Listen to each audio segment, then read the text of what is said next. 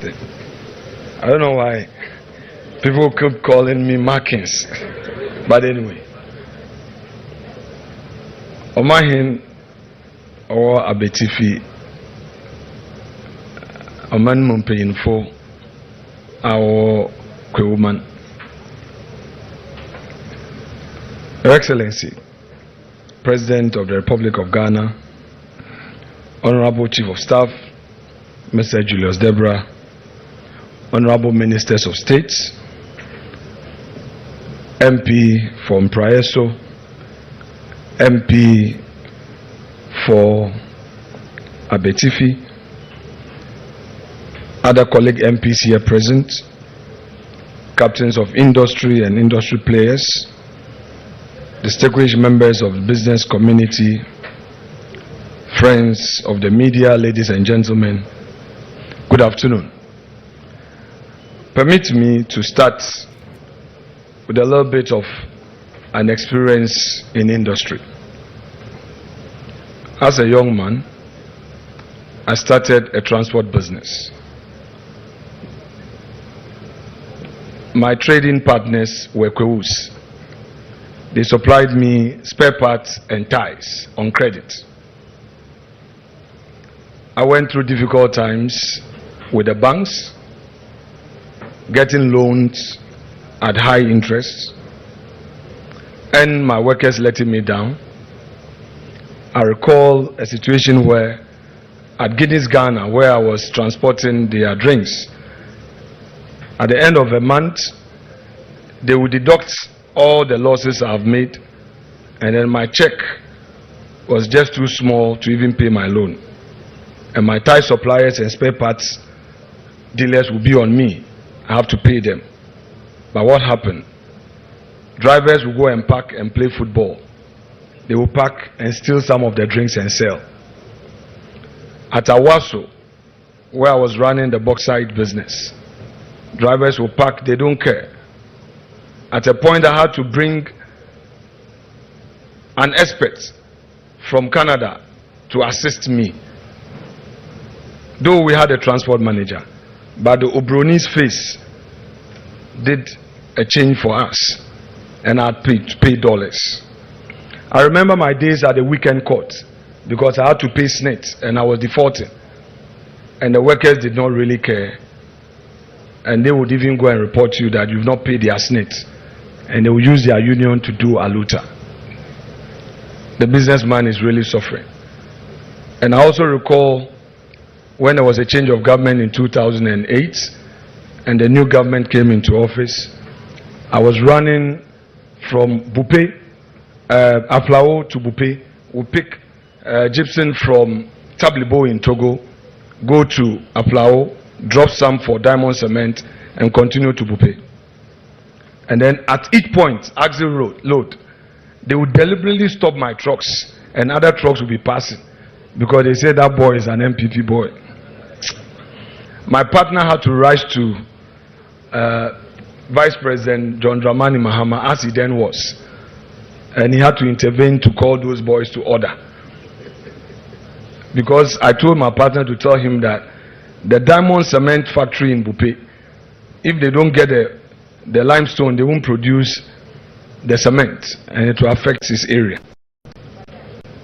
Did we go or did we come? Indeed, I needed to give you this background so that those of you in private business will relate, so that we know where we are starting from and what is expected of us as a political class. Let me say it's an honor to join you for this second edition of the Kwewu Business Forum, an important platform that continues to inspire fresh thinking about Ghana's economic future, while reminding us that the future of our nation is deeply intertwined with the active participation of the private sector, particularly the strength of its indigenous businesses and the vision of its entrepreneurs. The theme for this year, the future of business, the role of the financial sector, is not only timely but foundational. No economy can thrive where access to finance remains elusive. Ghana's economic future will depend heavily on the strength, agility, and the resilience of its business community. and on the strategic role of the financial sector that it plays in supporting particularly our indigenous enterprises to scale up and succeed. When we empower local businesses with the capital and confidence they need to grow, we do more than boost productivity. We open up the pathways for job creation.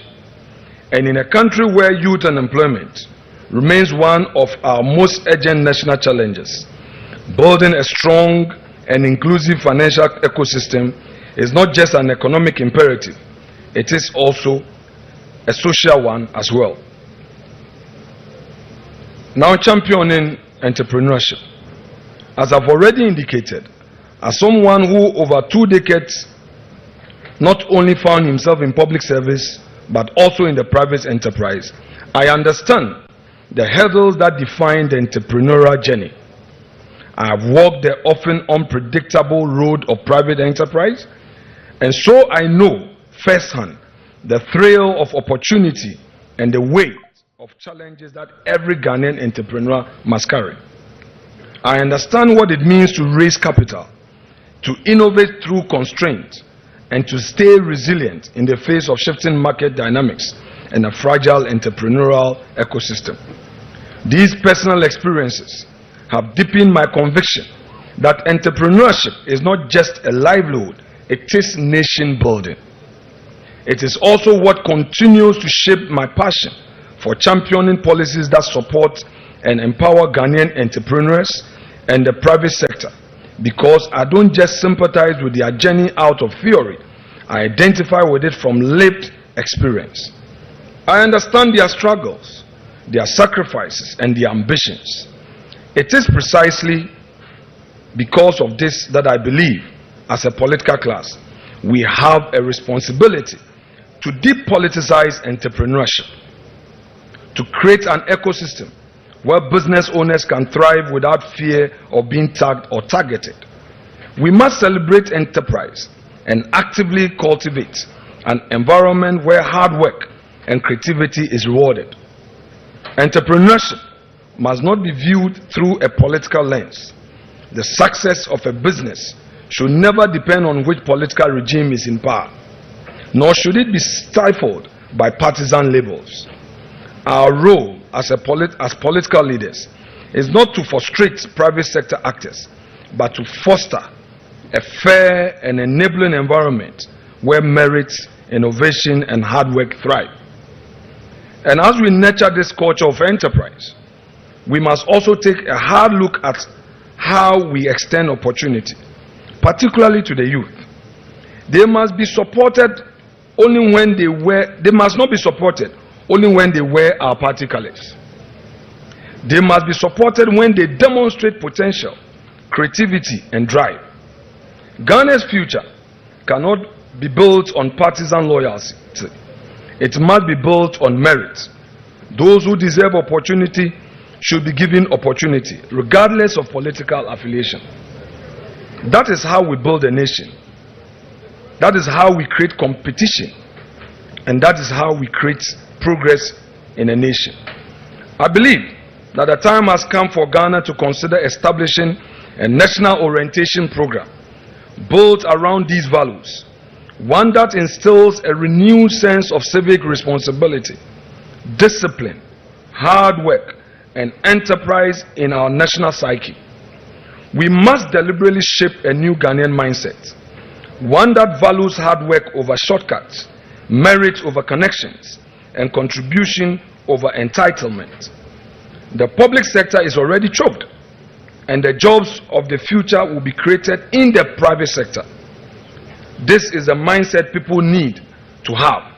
Such a program, especially if targeted at the youth, could play a transformative role in reshaping national attitude and helping us build a country where excellence is expected, rewarded, and sustained. The role of the financial sector in the growth of indigenous business cannot be overstated. For our economy to thrive, we must ensure that financial institutions play a more proactive role in supporting local enterprises, not only in providing capital, but also in creating the opportunities that will allow these businesses to grow and ultimately contribute to job creation on a national scale. It is imperative that the financial sector adjusts its approach, becoming more attuned to the needs of small and medium-scale enterprises, particularly those led by young Ghanaian entrepreneurs. We must bridge the gap between access to finance and entrepreneurial potential by developing financial products and solutions tailored to the specific challenges faced by our local businesses. Your Excellency, by doing so, we shall cultivate industries that are sustainable, innovative, and grounded in the realities of our local context. This shift will help transform the business landscape, making local enterprises the backbone of our economy and key drivers of job creation. As financial institutions, you are expected to rise to this challenge. You would not just provide capital, but become true partners in the growth of a prosperous Ghana of job creation. As financial institutions, you are expected to rise to this challenge. You would not just provide capital, but become true partners in the growth of a prosperous Ghana. I conclude by thanking Your Excellency, President John Dramani Mahama, for putting together a platform like this, which continues to shape the future of business in Ghana. This initiative is crucial for not only promoting dialogue, but also translating those conversations into tangible actions that can propel us toward a brighter economic future. I would like to also acknowledge the contribution of all the industry players present.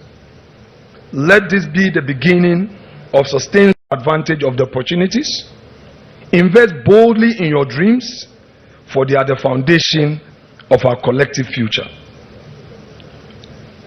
To us as political leaders, the time has come. Let's not only be committed in words, but let us be committed in real terms in supporting entrepreneurs and the private sector. Let us work together to build a business ecosystem where success is driven by merit, hard work, and opportunity, and not by politics. Let me take the opportunity to thank you for this continued effort in creating a forum that will bring initiatives together.